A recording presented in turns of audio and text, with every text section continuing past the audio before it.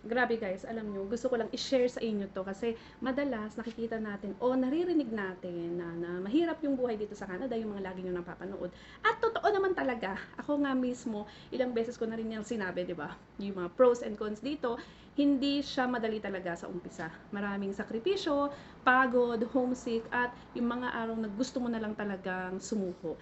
Pero yung madalas, hindi na ibabahagi ay kung gaano rin naman kaganda yung opportunities dito. Sa 9 years ko dito sa Canada, masasabi kong sobrang hirap talaga sa simula. Pero unti-unti, dahil sa sipag, tiyaga, diskarte, at grace of God, nakabili kami ng 2 bahay, yung isa pinauupahan, may 2 sasakyan, nakakapag-travel kami, nakakauwi na rin ng Pilipinas. Guys, sinasabi ko po to sa inyo para ma-inspire kayo. Gusto ko lang na maibigay yung ibang perspective.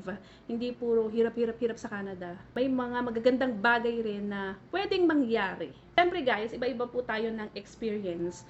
May mga taong sobrang sipag pero parang laging may pagsubok, may struggles. May mga iba naman na mas nabibigyan ng magandang opportunity.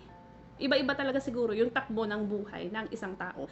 Pero kung may isang bagay akong natutunan dito, ito yung huwag mong husgahan yung buong kwento based sa mahirap lang talaga sa umpisa. Minsan yung mga luha, pagod at sakripisyo mo ngayon, sila rin ang magiging dahilan kung bakit mas magiging magaang ang buhay mo in the future. Kaya sa mga kababayan ko na nahihirapan ngayon dito sa Canada, yung ibang nahihirapan muna makapasok pa lang dito sa Canada, kapit lang kayo kasi once na nandito na kayo or yung mga nandito na, hindi man pare-pareho yung magiging resulta natin sa buhay. Pero siguradong may bunga ang bawat sakripisyo mo, yung paghihirap mo araw-araw na lumalaban ka para sa pamilya mo. Hindi perfecto ang Canada, pero para sa marami sa atin, ito yung lugar kung saan unti-unting nagiging reality yung pangarap natin. Parang grabe, dati 3 jobs ako. Tapos parang sabi ko, hala, barely makabayad ako ng bills, makaganito ako, makapunta ako sa lugar na gusto ko, ganyan sabi ko, matutupad pa kaya yun? Sipag at tiyaga lang, and then naging okay din. So, ngayon na medyo matagal-tagal na ako, tapos na yung mga car payments, so ayoko nang kumuha ulit ng bagong sasakyan. Okay na sa akin yung 2017 pa yung sasakyan ko since nung dumating ako dito. Yun na yun. Hindi na ako magpapalit kasi ayoko na ng bagong bayarin. So yun yung mga bagay na thankful ako.